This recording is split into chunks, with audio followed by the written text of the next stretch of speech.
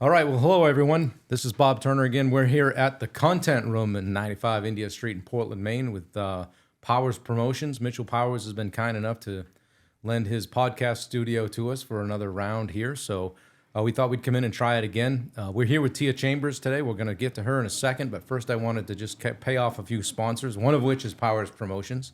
Another is Turner Builders. That's the stuff I'm supposed to be doing while I'm doing this. Thank you, Ryan, for keeping the home fires burning. So I wanted to plug an event we're doing this weekend. You guys know that I've started a coaching and consulting company called Summit Coaching and Consulting. And so we're getting together with Scott Bowman this weekend over at Iron Legion Strength Company in Westbrook. We can post the sign up for that. Actually, Mitchell's going to video the whole thing. So we're either going to have it as a live stream or recorded for a webinar after. But Scott's going to talk for a while. I'm going to talk for a while, both on fitness, business, and life. Just some of the things people are struggling with, trying to pick people up. Hey, we got through January and February. The year's 17% over, if you can believe it. We're just going to touch on a few things that might help some people. So we'll have some more information on that. If you're having trouble finding it, just DM me and I'll help you out with that. So also some exciting news. Last week, I joined the Contractor Mastermind, based out of San Diego, California. And I'm super excited to be connected with these guys. Contracting business coaching for contractors. So I'm coming in on the mindset, motivational, mental toughness side and working with guys on just kind of everything that you deal with as a contractor. So I'm excited about that. Going to be a lot of fun. So anyway, getting to the point today, we're sitting here with Tia Chambers. She is a newly anointed associate broker with Coldwell Banker Realty in Saco. She's been in real estate a couple of years now. She's got a daughter named Carmen with a K. Correct. Carmen's 10. And she's just going to talk a little bit about what her path has been to real estate, kind of what she specializes in, where she's looking to kind of hang her hat, so to speak. What's a good customer for her? What's not a great referral? What kind of playground she operates on for the most part. And just talking about home values and things like comparative market analysis and things that you get into as a real estate broker. We'll probably stay away from the buzzwords like interest rates and that kind of thing. You guys all know what's going on there. So we're not going to pretend we know more than everybody else about that. But yeah, welcome. Thanks for coming in. You reached out, I don't know, a few weeks ago and said, hey, I see what you're doing there with a podcast and a YouTube channel and what's going on. I want to know more about that. So she stepped in my trap and I said, hey, let's get you on the podcast. So here I am. Here she is. So Tia, what's going on? Tell us a little bit about yourself. Yeah, thank you, and congratulations to you as well. Yeah, thank you. So what's going on with me? Yeah. What happened on Saturday? I got my associate broker license, finally. A little nervous about that test, but it went well. How long a test is it? You're allowed 3 hours. Yeah. I only had 100 questions, so not really that bad. I'd have had trouble with the sample question, Yeah, I'm not a test taker, but got through it. Yeah, well, that's great. So what is that? What does that open up for you in the world of real estate? Yeah, so now, associate broker, I'm able to do things like opinion of value on a home, and you can be an associate broker for the remainder of my career, unless I wanted to become a broker. Okay. Which would be another test to take. Do you have to do a certain amount of years? Is it 2 years? 2 That's years. what I thought. Yeah. Okay. Yep. All right, and you have to be with a brokerage, obviously. Correct. You can't when can you have your own agency if you wanted to? Yeah, that would be a broker. Broker. So another 2 Okay. years. What is a designated broker's role? Is that like another level up from broker? Yeah, they kind of oversee everybody. Okay. Yep. All right. So you've got in Coldwell, you've got what they call a DB, right? Yep. That Manager. manages that Yes. branch, if So you will. a DB and a manager can kind of play the same roles. Okay. A DB can be a designated broker for multiple offices. Okay. A manager would be only with one. Gotcha. Yep. Okay. So, I mean, you're fairly new to it, a couple of years in, you know? Yes. Had any big mistakes, big learning lessons? Of course, when you're green is what they call it. Yeah. You're gonna make mistakes, but that's where you learn, and Right.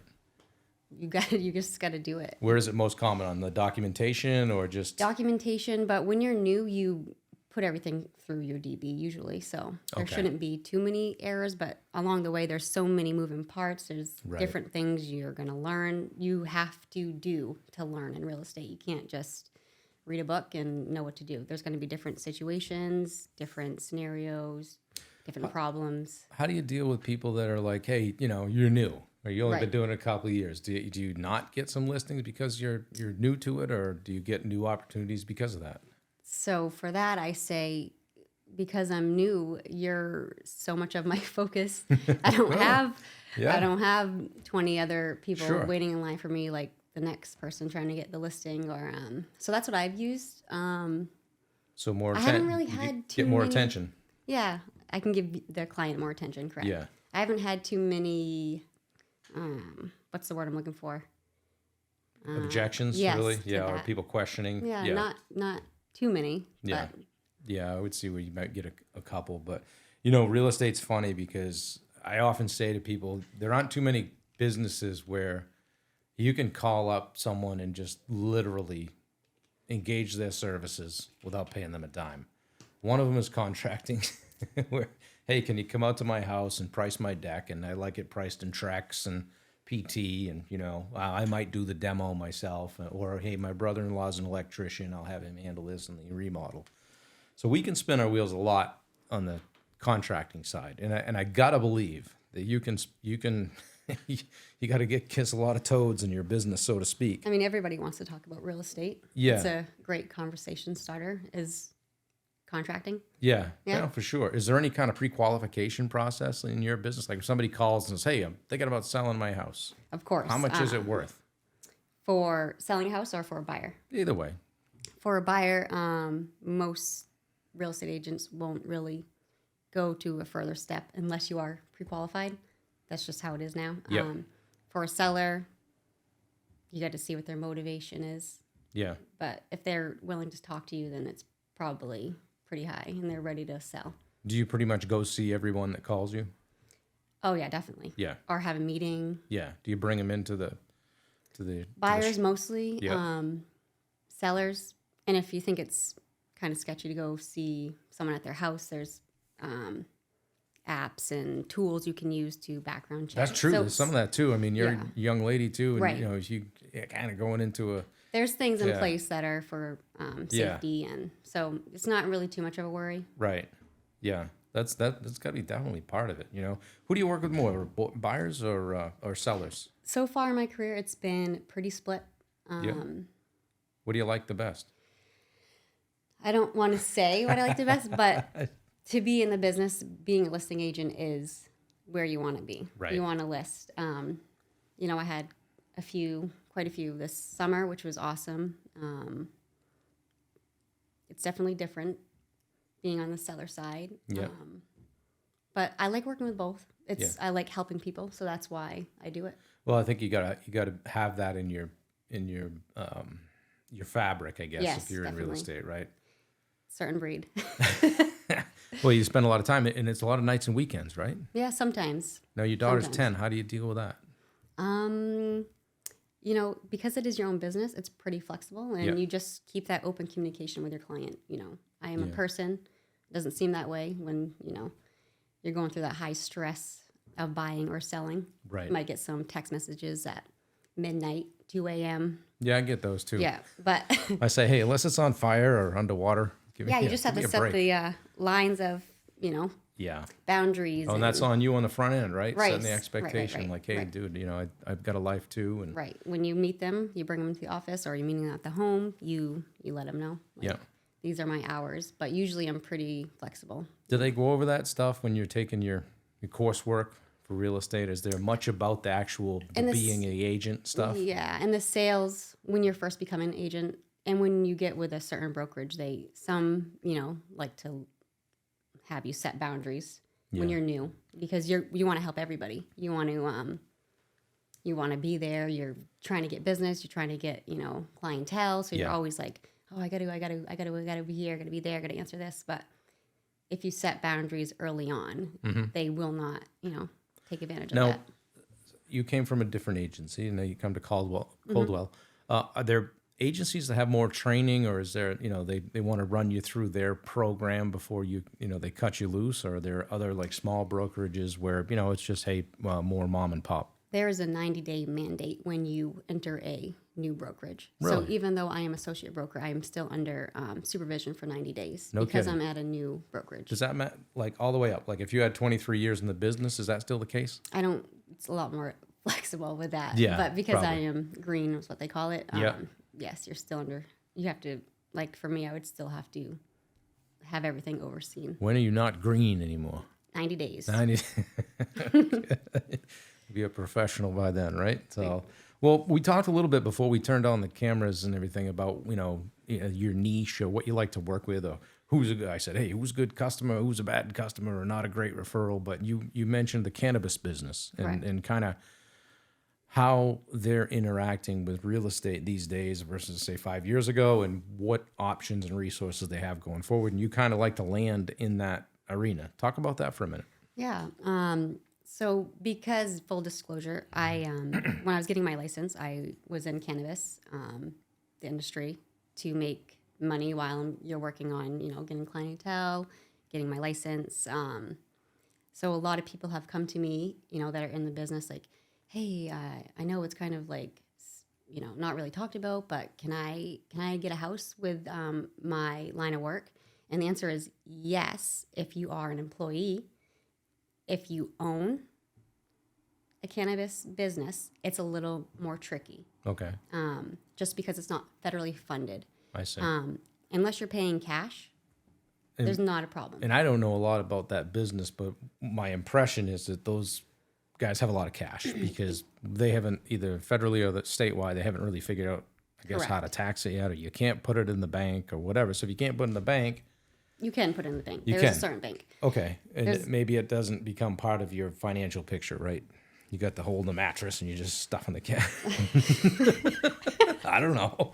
I mean, yes and no. But so it is primarily a cash business. Yeah. But people put money in the bank now. Okay, It's good. totally legal. You see them everywhere. It's not a secret. Yeah. There's Oh, there's more of those in pop- Wyndham than there are pizza they're shops. popping up every day. Right. So I mean, the general public doesn't know that the owners can't finance a home or investment properties, but I mean, most of them have gotten so big they don't really need to.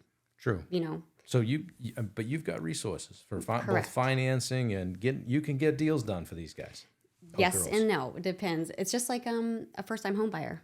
Anyone can help them out, Right. but there's stipulations. There's Yeah. things in place that need to be done, and Isn't it funny how, as years go by, things become more the norm, right? correct. Like I mean, 5 years ago, we probably weren't having this conversation. no, we wouldn't. Right? Still, I feel like now it's a little bit touchy of a subject. Yeah, probably socially a little bit. But hey, It's a kudos to you. business. Yeah, it's a business. And People everywhere are doing it. It's not. I mean, if you think about alcohol, way back, that wasn't always legal, right. and that had no beneficial health factors to people. Right. And now look, there's bars everywhere, just like cannabis.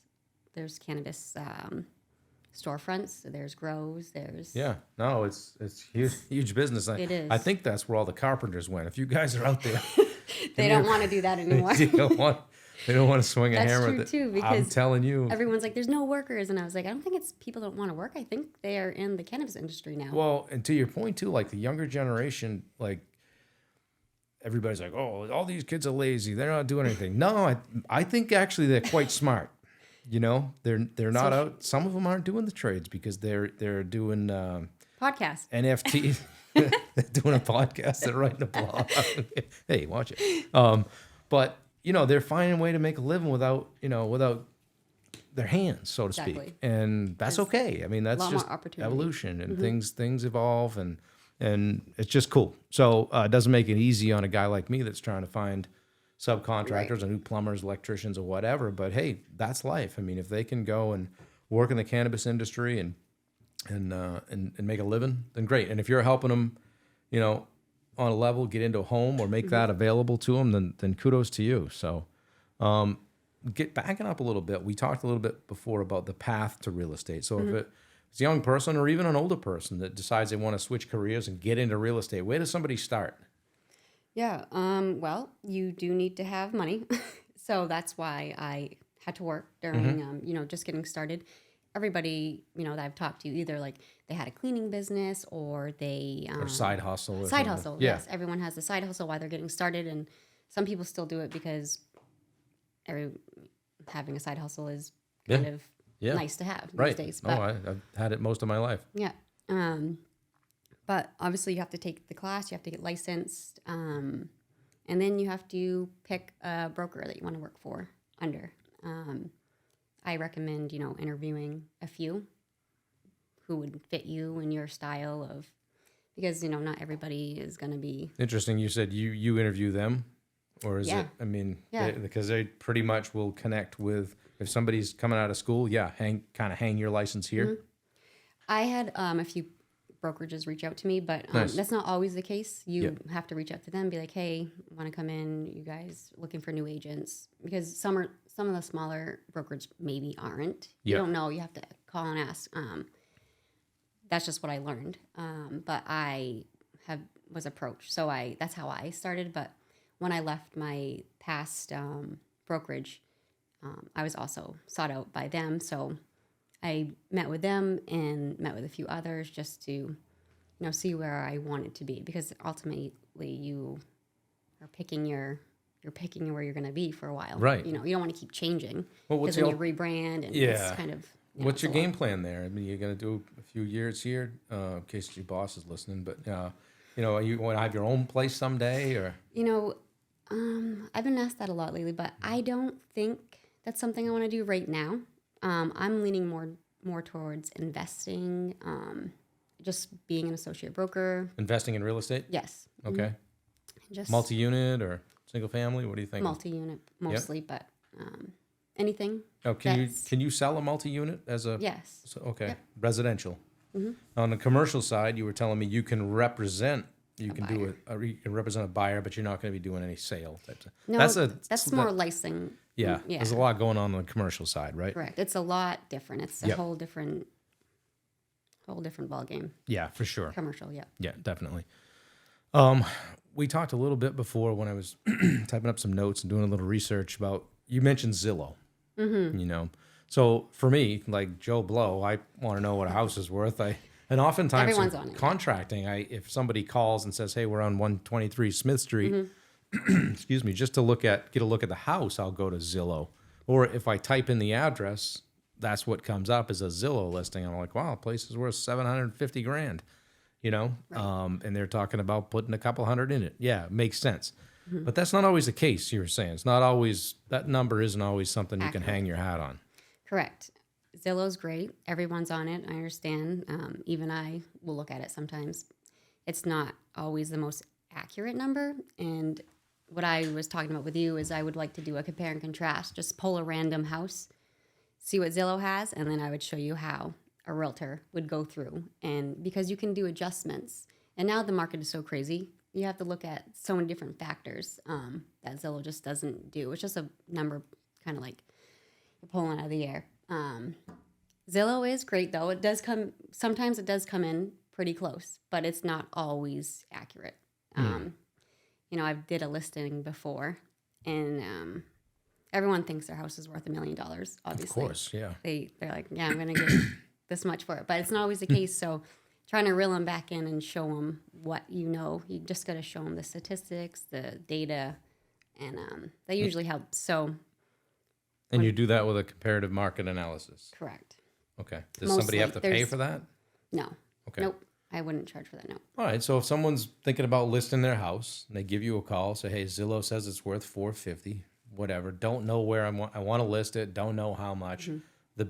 The way to start is to reach out to you and then have you come over, do the CMA, as you guys call it. Correct. And then kind of see where. Do you ever get pushback from somebody that says, let's just say I thought my house was worth $400,000. You have it. Hey, Bob, I really think we ought to start this at $325,000. Mm-hmm. All the time. Like, what do you do?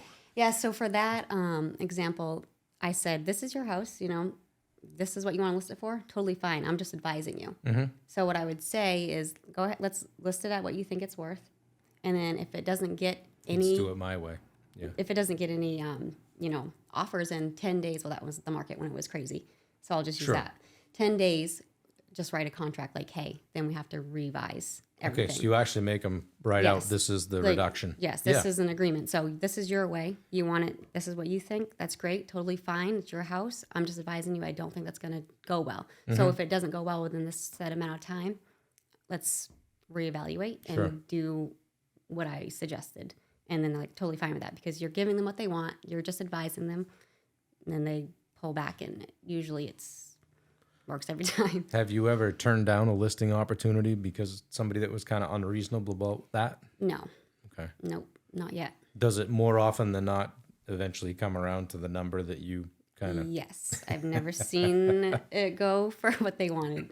So you probably got a fairly good instinct about the market. Correct. Okay. And you kind of, you bang around in the Saco, York County, Central Maine areas, you were saying? So yes, Southern Maine and Central Maine. I like both areas because I'm familiar with them. Southern Maine, obviously, I grew up there. I was a postal worker in Kennebunkport and in Gorham. Okay. So all those surrounding areas. And then Central Maine, I lived there for a few years. And my first office that I worked through, Realty One Group, was stationed in Auburn originally. That's interesting. Coming from the post office, you probably knew right where every house was. Exactly. Right? Yes. And who lived in it. You probably know more about people than you want to admit working at the post We'll office, just right? say, yeah.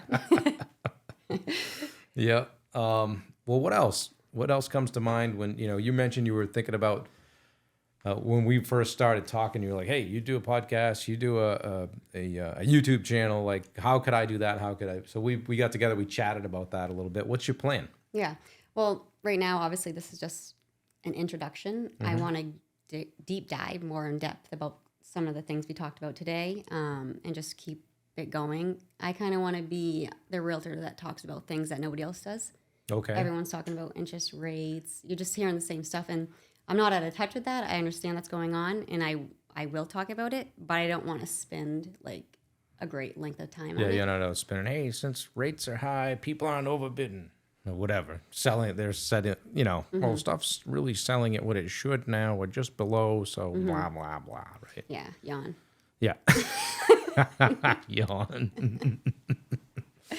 Yep. So what's, how many listings did you have last year? How many sales did you have last year? Ooh, good question. I think only 4 last year listings. Sales, I'm not sure. So it's kind of almost a graduation into the business, right? I mean, if somebody was just gonna, you don't just quit your job and start real estate unless you've got somebody that can, Sugar daddy. pay you. I just say what everyone's thinking. I didn't say that. But yeah, I mean, really, I mean, you got to, I mean, if you're coming to this later in life, or when I say later in life, after you have a car and a house and kids and bills and you've got a nut to crack, so to speak, it can be a tough turn, right? To try to jump into it. Absolutely. With any business. Good point. Yeah, with any business. Any business. Although, in fairness, this is a commission-only, business. You're not going to you don't get a draw, you don't get a base, you're just like, if you don't work and you don't hustle, you're not making money. Right. What do you think of the people that sell a few jobs, they're out driving around on a Mercedes? Keeping up with the Joneses. Yeah. Perception's reality, right? Yeah. Can be in the real estate world, right? Even if you are making whatever,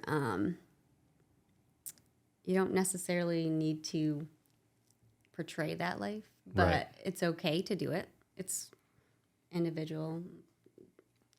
I mean, I wouldn't go buy $100,000 car after making 2 deals. But Right. I mean, I got to believe that if there's any time to have been a real estate broker or a mortgage broker even, it was probably in the last 5 years, right? It was a good time, to enter. I get a kick out of all of, the mortgage people. They're like, oh, things are so tough. Dude, maybe set a few bones aside, I don't think it's tough. I think we were spoiled. Right. I think it's getting more into a normal market. Yeah, I don't know how I'm going to live. Well, I don't have a boat. I don't have a 40-foot boat. Should have thought about that, yeah. Right, huh? Yep, exactly. So you seem like you like to work.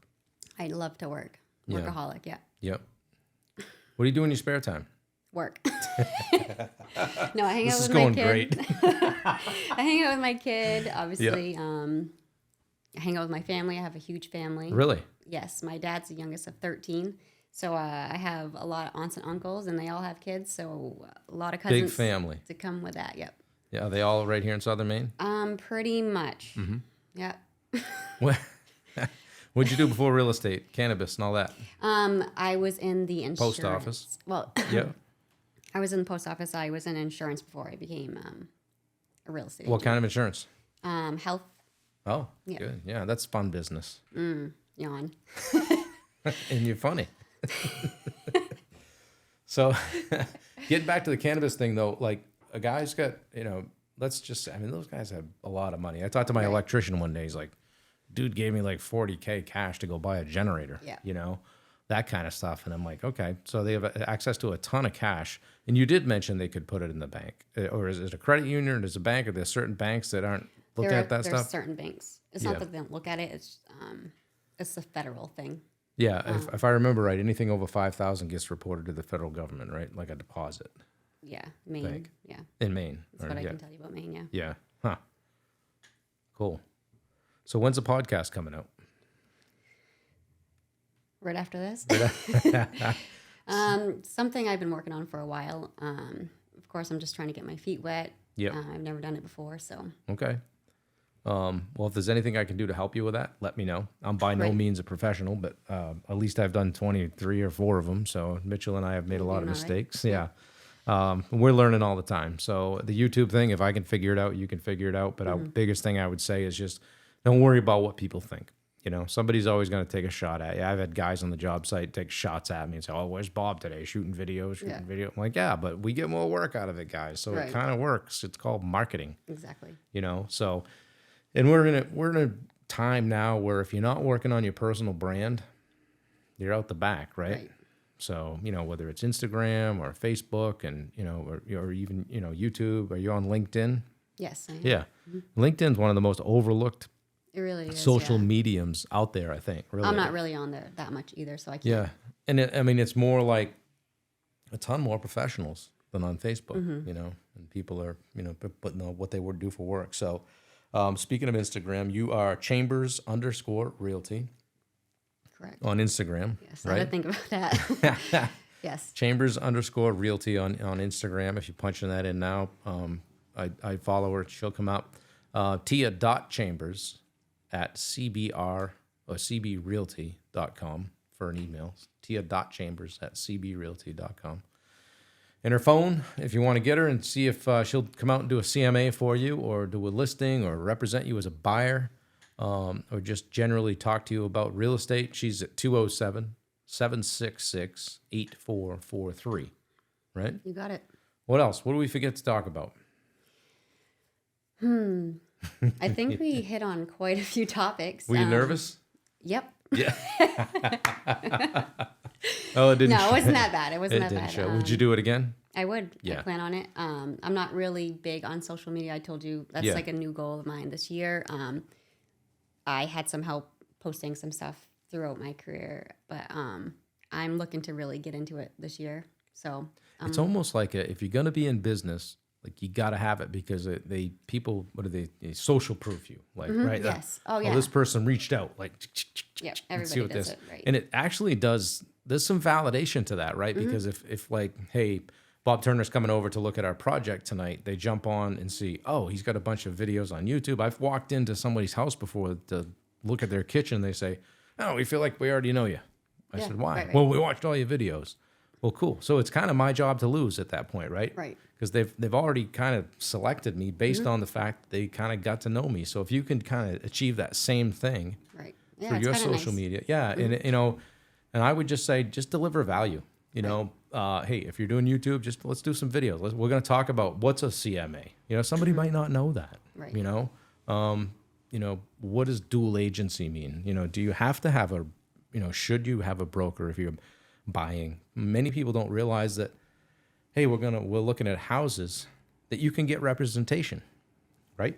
Right. As a buyer's broker. So there's a lot to real estate. So thank you for jumping on with us. Thank you Tia for Chambers. having me.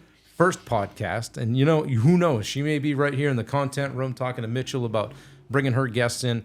If you guys are a business or somebody thinking about starting a podcast, this stuff is available. This room's available. Mitchell's calling it the content room. He's Powers Promotions. We're at 95 India Street here in Portland. I'm Bob Turner. This is the Summit podcast. It used to be Ordinary People Doing Extraordinary Things, but that got to be too much of a mouthful. Yeah. My contracting company is Turner Builders. We're really looking hard for kitchens and baths, decks and basements this year, kind of staying on the existing footprint, doing some smaller projects and having a little bit more control.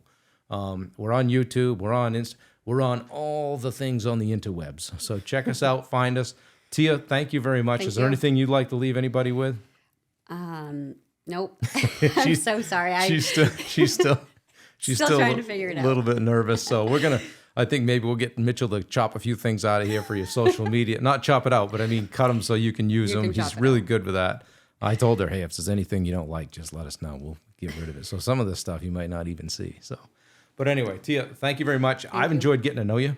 Appreciate it. So I'm always trying to increase my professional network, if you will. So I'm really glad you reached out. I hope I've given you some value and given you some opportunity here, and we can continue that relationship. Great. So thanks. Thank you. All right, guys. Thanks for watching. Mitchell, thank you very much. We're out of here.